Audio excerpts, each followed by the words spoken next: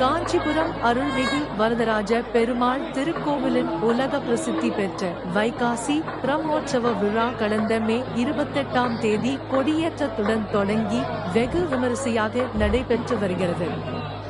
இந்த விழாவின் மிக முக்கிய நிகழ்வான திருத்தேர் உற்சவம் தேரோட்டம் இன்று ஜூன் 3, 2026 புதன்கிழமை கோலாகலமாக தொடங்கி நடைபெற்று வருகிறது.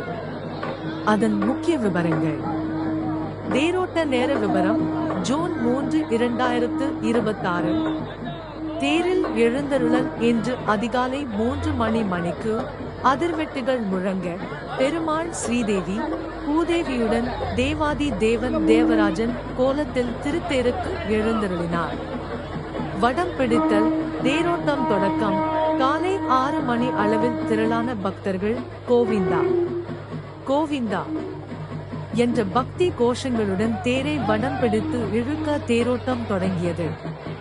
நிலை திரும்புதல் மாலாந்தேர் எனப்படும் காஞ்சிபுரத்தின் 4 முக்கிய ராஜ வீதிகளிலும் வலம் வந்து இன்று மாலை 6 மணிக்கு தேர் மீண்டும் நிலையை அடையும் என எதிர்பார்க்கப்படுகிறது. தேரின் சிறப்புகள்.